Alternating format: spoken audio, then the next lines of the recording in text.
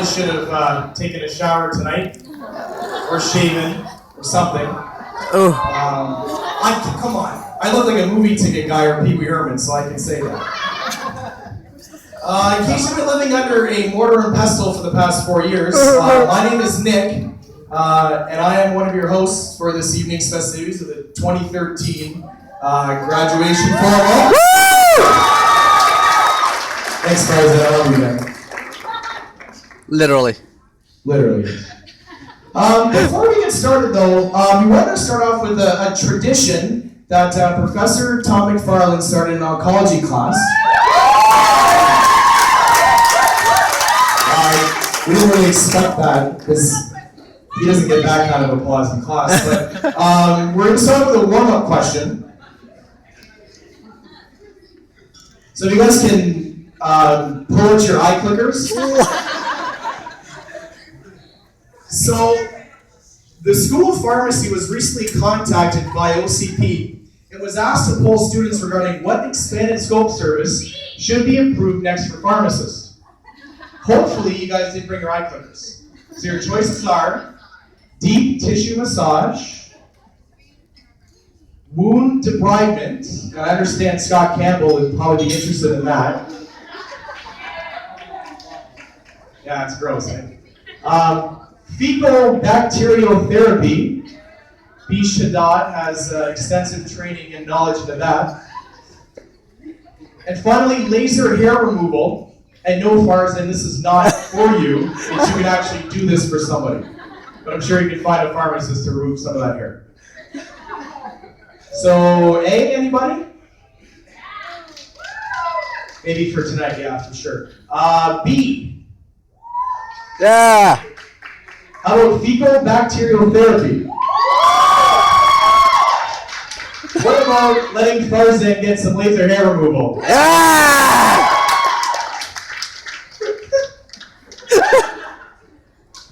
Alright, so I guess Farzan's getting laser hair removal. Alright, so I'll introduce myself. I'm Julia, and I'll be the co-MC with Nick this evening. And you'll find your program outlining the order of events for tonight, plus or minus a few of the prizes planned by Nick and I on your table. But before we get started, let me begin by congratulating each and every one of you for getting to this point in your education and in your life.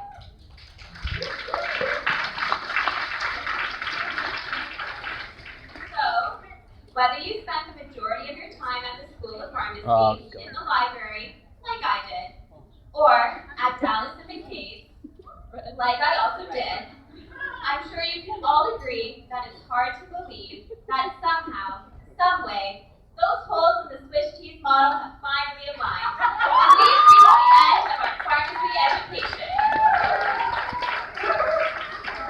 And you should all be proud to have reached this great milestone, and relieved that you're graduating from the Superior School of Pharmacy in the province of Ontario, or at least the one that's better at hockey.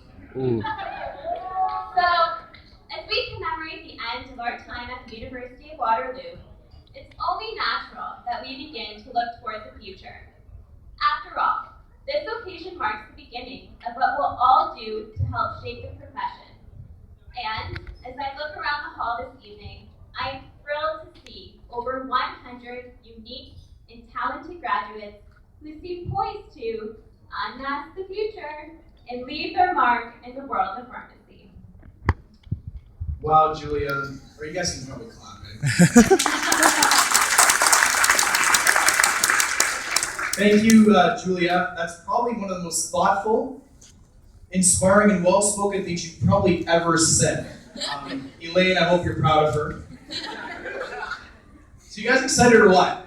We finally made it to become pharmacists. We have a very special evening, like Julia mentioned. Julia and I are going to try to keep you entertained. So for our sake, if you think we said something funny and you're not sure, could you please laugh anyways? I'm specifically looking at you, Austin, because I know it's tough for you to laugh. We all want to hear it one last time. I do have to agree that everyone looks absolutely stunning tonight. I'm very happy we actually welcome Nelson, who left the pharmacy school Thank you. lounge to attend here.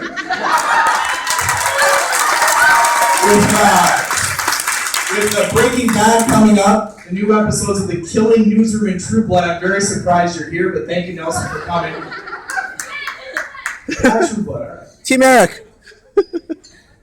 I don't have to reiterate what Julia said about the accomplishments and successes that each of us have achieved. But for me, many of you have left a lasting impression that I will personally never forget.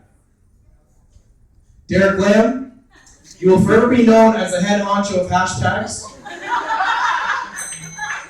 Heidi Stanisic, your absolute love and adoration for the pharmacy school will go unmatched for years to come. Atushi, Lynn, and Derek Kwong, the only people that I know that have ever gone to Dake more than once for dinner. But seriously though, right? The only three people that have ever done it more than once. Oh, these guys, Beach Bars and Siraj. I'll save you guys for later though. Karishma, I'm not gonna lie, I can't understand half the things you say because you talk so fast. So if I've ever smiled and nodded at you, it's probably because I had no clue what you were saying, but hopefully nothing bad ever came out of that. I love you, Karishma. This guy, Mark Wilson and the Red Man Syndrome. All day, every day, whenever. I love you too. And last but not least,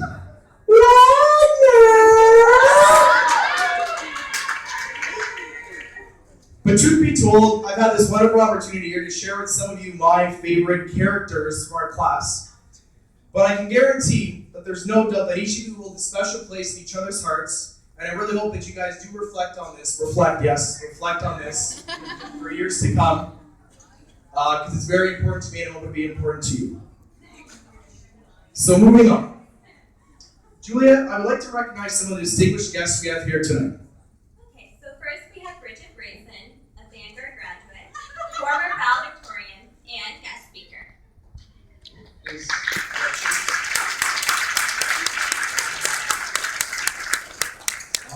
Is Dr. Weddick here? No, yes? Dr. Weddick, our pharmaceutics prof, and the only man with the guts to claim that we killed all of our patients.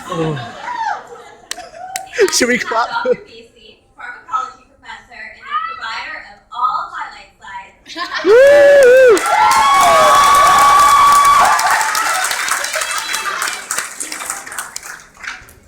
Dr. McFarland, our oncology professor and voice impersonator extraordinaire. For those of you sitting at his table, I highly recommend you ask him about his dexamethasone experience. And he has to act it out exactly how he did in our class.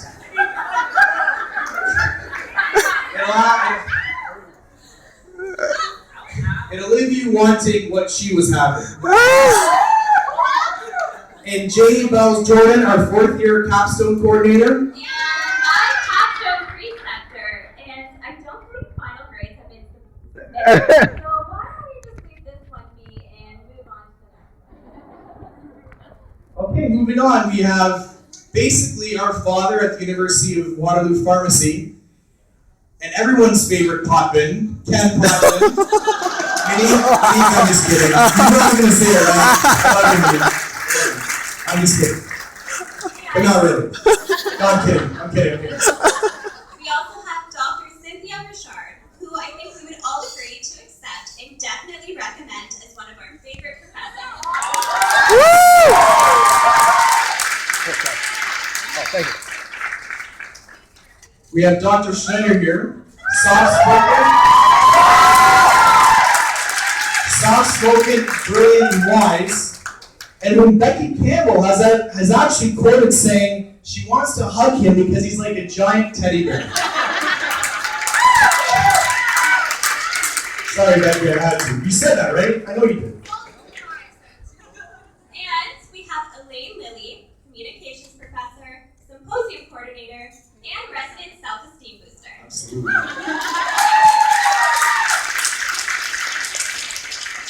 Dr. Nardine Nakwa, an expert in all things OTC. And if you haven't mastered self-care yet, you should certainly follow her on Twitter and Facebook for her own updates for us when we are in practice. And we have Brett Barrett, our favorite infectious disease expert, and a woman who knows more about bacteria than really any one person should know.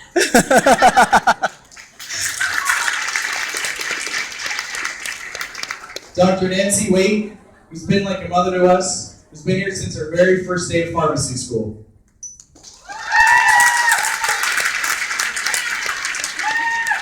And finally, Dr. Edwards, hallmark director and the man that's standing between us and graduation.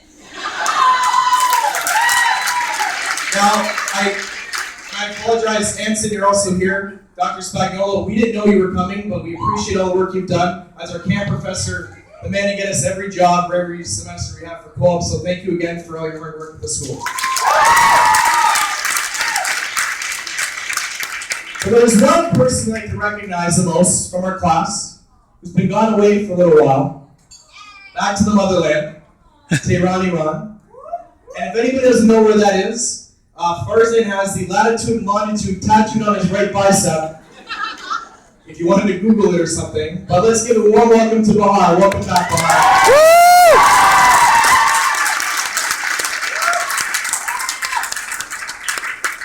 Now, sorry, Julie, I'm going to go off the script here for a second. There's a couple of people that I want to recognize that are also here, the extended members of our pharmacy family, the boyfriends or the girlfriends of some of the people here. I'm going to specifically call out Matt McCallum, or is he? Matt?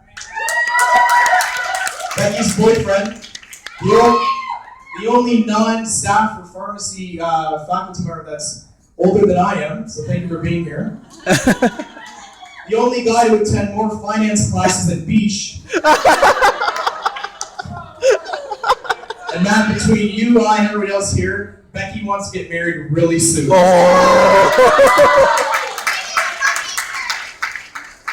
And Shane Robinson, where's Shane? There he is, Shane. What a great guy, man. He's so nice, Robin. Good for you. Shane is Robin's boyfriend. Shane works at BlackBerry. Robin owns an iPhone. If that's not cheating, I don't know what is.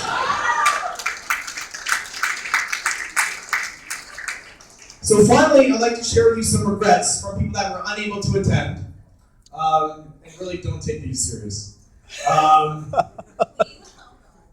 When asked if he wanted to attend formal, Mike Sullivan replied, "It depends," and then glanced through the window.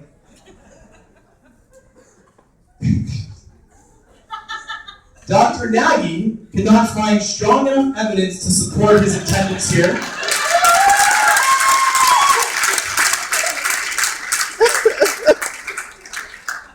Dr. Fernandez was supposed to be here, but while I was inviting him, he went off on some kind of tangent, and I haven't seen him since.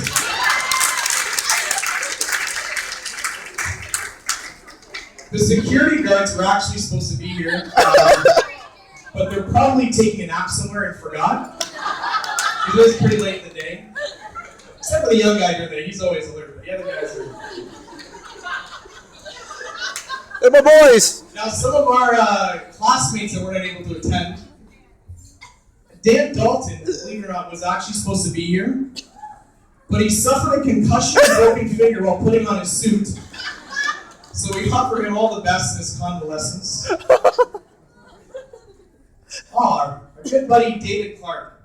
David Clark was supposed to be here, but he's been banned from every formal event ever.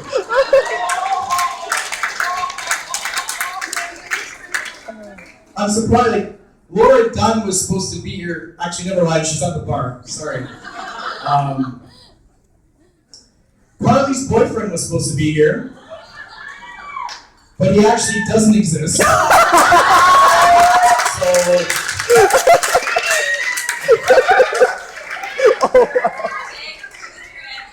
Sorry. And one last guy that couldn't go unnamed, John Haas was supposed to be here. but he's putting together the finishing touches on part 2 of his symposium presentation entitled How to Deliver a Successful Symposium Presentation.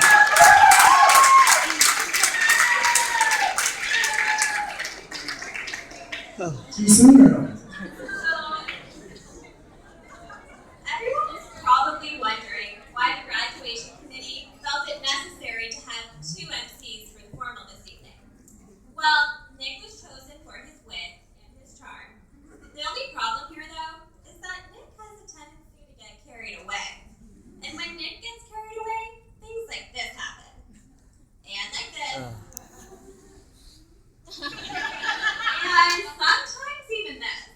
Whatever that is. So, needless to say, the graduation committee felt it best that I also MC the festivities this weekend. Or this evening. Not only to keep formal running on time, but also to ensure that the program stays tasteful and classy. Besides, at this point, we should all know that someone who reigns from the left side of the class couldn't possibly organize an entire formal.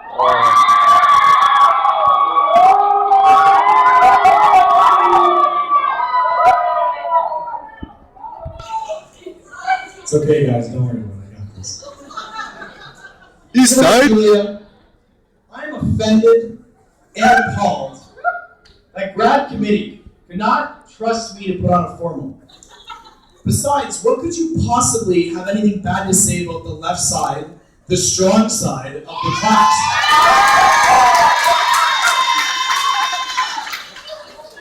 So, why don't we start with the background? These boys are officially known for their choice opinions on all things related to pharmacy and pharmacy school. However, I have to say that this usually rambunctious bunch has quieted down a little bit in our 4th year. But if you ever find yourself in the back row of the class, you'll likely be greeted by the low, steady bass tones of an Avicii song, courtesy of the bros. You know what? It'll be so sad. Yeah. What do you got next?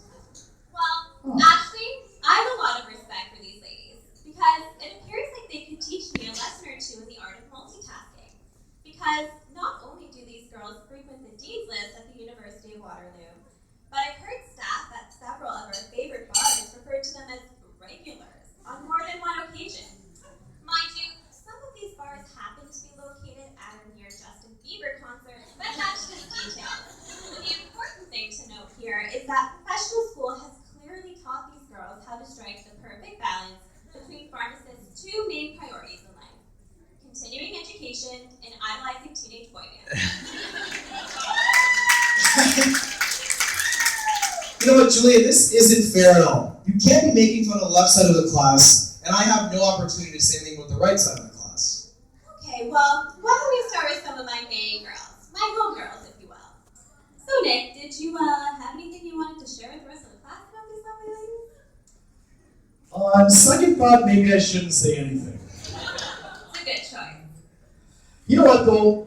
Why don't we just celebrate the fact that both the right and left side of the classes have made it? We started from the bottom. Now we're here. Okay, so while we're focusing on the positive, why don't we shift our focus to all the romance that's blossomed during our 4 years at Waterloo? Between studying for ICFC tests, practicing for mock OSCEs, and creating a business, several of our classmates found the time to fall in love. And this isn't the run-of-the-mill, ordinary type of love you find after a long night at Dallas. Oof. Oh no, this is real, true love. So let's take a look.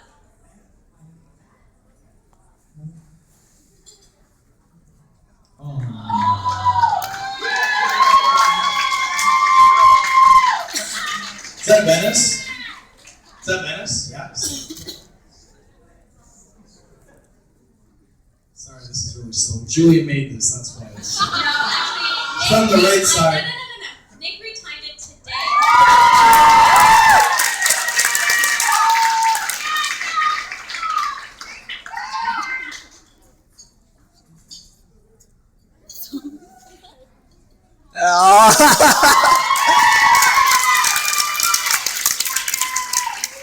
Ducky!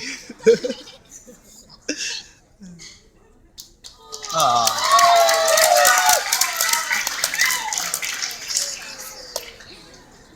Bye, man.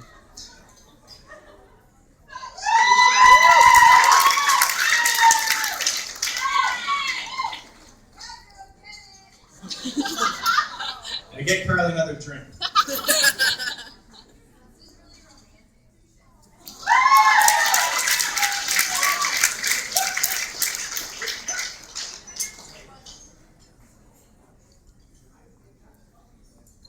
So, in addition to these happy couples, the School of Pharmacy has also come to embrace other types of relationships or love affairs. First up, we have Mohan and Swedish House Mafia. Peter, Sweeney, Fong, and McDonald's.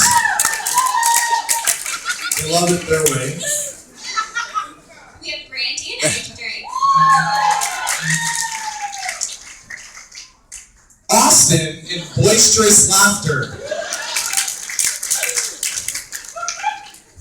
But obviously, none of these even come close to the most memorable relationship in our entire class. No, they are known as the Three Amigos, or the Three Musketeers, or even the Three Stooges, but I'm sure some of you would agree that they might be. They're known simply as the Three Kings.